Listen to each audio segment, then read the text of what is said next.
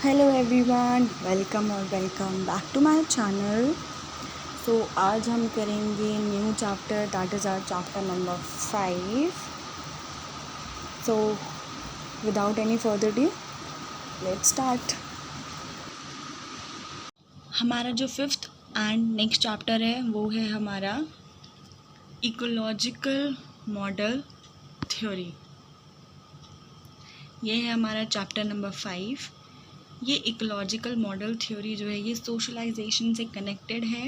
ये Yuri bronze फेनब्रेनर ने दी है। बेसिकली ये थ्योरी जो है ये हेल्प करती है एनालाइज करने के लिए कि इन्वायरमेंट के जो अलग अलग सिस्टम्स होते हैं, जो उसके लेवल्स होते हैं, वो कैसे एक पर्सन की डेवलपमेंट को अफेक्ट करती है थ्रू आउट हिज लाइफ।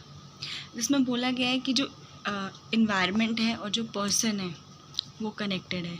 तो इसमें इन्वायरमेंट और पर्सन के बारे में बीच में वो कैसे कैसे बीच में उसका वो होता है, कैसे डेवलपमेंट होता है, कैसे अंडरस्टैंडिंग होती है। तो इस थ्योरी में आज हम पूरा वो पढ़ेंगे। साथ साथ आप नोट्स भी बनाते रहिएगा। मैंने यहाँ पे बना रखा है ऑर्गेनिजम्स, इंटरैक्शन और इन्वायरमेंट। इनका इंटरैक्शन होता है इन्वायरमेंट का, ये कनेक्टेड है। Without environment we are nothing. So ये उसी की बात करता है। तो इसमें हम आगे पढ़ेंगे कि इकोलॉजिकल सिस्टम यहाँ पे ये बता रखा है कि इन्वायरमेंट से इंटरेक्शन का कैसा इफ़ेक्ट पड़ता है, क्या इफ़ेक्ट पड़ता है इन्वायरमेंट का एक पर्सन की डेवलपमेंट में। और इसके 5 लेवल्स है या 5 सिस्टम कह लो या मॉडल्स कह लो, जो हम आगे के करके पढ़ेंगे। इसके 5 लेवल्स है। एक है माइक्रो सिस्टम, दूसरा है meso system, third one is exo system, M is macro system and C is chrono system। सबसे पहले हम माइक्रो से स्टार्ट करेंगे, धीरे धीरे हम आगे बढ़ेंगे, एक एक करके समझते हैं कि ये क्या होता है। सबसे पहले होता है हमारा माइक्रो सिस्टम। इसमें क्या होता है, माइक्रो से आप समझ ही रहे हैं कि सबसे छोटा पार्ट, सबसे छोटी चीज़। तो इसमें क्या होता है, जो चाइल्ड का होता है वो डायरेक्ट इंटरेक्शन होता है। जो चाइल्ड का जो डायरेक्ट इंटरेक्शन किससे होता है, उसके पेरेंट्स से, सिबलिंग से, टीचर से, पीयर से, नेबर से, चाइल्ड और सीधा उसके पेरेंट्स, बीच में कोई वो नहीं, सीधा child to their parents, direct interaction होता है इसमें माइक्रो सिस्टम में। क्योंकि बहुत ही माइक्रो से आप समझ पा रहे होंगे कि बहुत ही छोटा पार्ट है। उसके बाद जो हमारा सेकंड आता है that is meso system.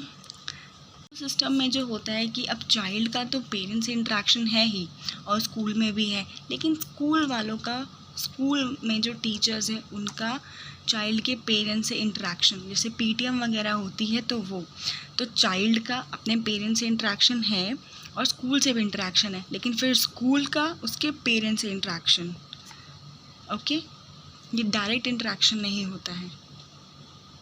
So third one is our exo system. Exo system में क्या होता है, ये इनडायरेक्ट इंटरेक्शन होता है पेरेंट्स। अब फॉर एग्जांपल, अब पेरेंट्स है जो हमारे, वो अपने वर्क प्लेस से, अपने ऑफिस से, जॉब से अगर फ्रस्ट्रेट होकर आ रहे हैं, उनके बॉस ने अगर कुछ बोला है तो उनका जो असर है वो घर पे आके निकलेगा, या फिर वो अपने बच्चे को डांट देंगे या थोड़े चिड़चिड़े रहेंगे, तो इनडायरेक्ट हो रहा है उस चाइल्ड के ऊपर, पेरेंट्स के। क्योंकि पेरेंट्स का वर्क प्लेस में जो है जो भी लड़ाई हुई है या जो भी हुआ है वो इनडायरेक्ट जो है वो किसको प्रभावित कर रहा है, बच्चे को। अब ट्रांसफ़र ऑफ अ पेरेंट, अब एक पेरेंट का ट्रांसफ़र हो जाए तो उस चाइल्ड के लिए तो नई चीज़ है ना, कि अब जैसे अगर वो दिल्ली रहता है तो उसका पंजाब में हो जाए या जम्मू एंड कश्मीर में या कहीं भी हो जाए तो उस बच्चे के लिए तो उसको तो वो बहुत प्रभावित करेगा। हालांकि डायरेक्टली नहीं हुआ है, ये उसका पेरेंट्स का हुआ है, उसका कुछ नहीं हुआ है, बट इनडायरेक्ट जो है ये इसको अफेक्ट करेगा ही करेगा। मीडिया का, अब मीडिया से भी आप समझ सकते हैं, मीडिया का भी डायरेक्ट कोई वो नहीं होता है बच्चे से लिंक, हाँ, बट इनडायरेक्ट वो ज़रूर उसको अफेक्ट करते हैं। Fourth one is our macro system. Macro system में बेसिकली हमारा कल्चर और सोसाइटी जो है वो बच्चे को अफेक्ट करता है। मान लीजिए अगर बच्चा जो है उसका इकोनॉमिक स्टेटस बहुत अच्छा है तो उसको सारी चीज़ें बहुत आसानी से मिल रही है, सब कुछ बहुत ईजीली हो रहा है, बट दूसरी साइड कोई ऐसा बच्चा जिसका इकोनॉमिक स्टेटस बहुत ही लो है, एकदम बैकवर्ड एरिया से वो आता है, तो उसकी लाइफ का स्ट्रगल्स अलग है, उसको वो सब चीज़ें आसानी से नहीं मिल रही है। तो अलग अलग इकोनॉमिक स्टेटस में अलग अलग बच्चे को अफेक्ट करेगा। लॉज भी अफेक्ट करते हैं कि जहाँ वो रहता है वहाँ के लॉज कैसे हैं, डेवलप्ड है उसकी कंट्री या नहीं है, ये सारी चीज़ें मैक्रो सिस्टम में आती है। Basically it's related to culture and society. System में एक और इम्पॉर्टेंट बात है कि ये टाइम टू टाइम टाइम के अकॉर्डिंगली ये चेंज भी हो सकता है। अब जैसे इकोनॉमिक स्टेटस मैंने आपको बताया था, अगर कोई बच्चा बैकवर्ड क्लास से आ रहा है लेकिन अगर वो बहुत मेहनत करे और अपना इकोनॉमिक स्टेटस अच्छा कर ले, तो उसकी आगे वाली जनरेशन को वो सब चीज़ें नहीं स्ट्रगल करनी पड़ेगी जो उस बच्चे ने स्ट्रगल करी है।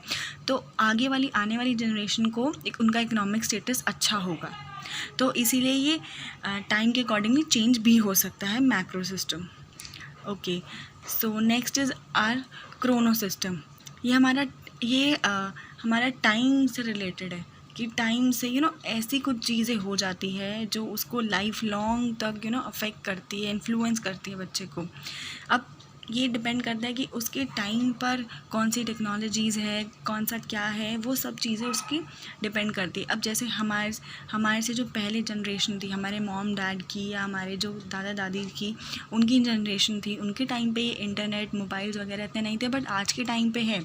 तो उनको इस चीज़ की फैसिलिटी नहीं थी, बट हमें आज इस चीज़ की फैसिलिटी है। सो क्रोनो सिस्टम काफ़ी टाइम तक एक जनरेशन को या एक बच्चे को अफेक्ट कर सकता है। अब जैसे कि आजकल की जनरेशन के पास मोबाइल होना ये बहुत ही नॉर्मल है, तो ये काफ़ी टाइम तक ये चीज़ रहेगी। कुछ एग्जांपल देख लेते हैं, जैसे कि हिस्टोरिकल पर्सपेक्टिव हो गया, डाइवोर्स ऑफ पेरेंट्स।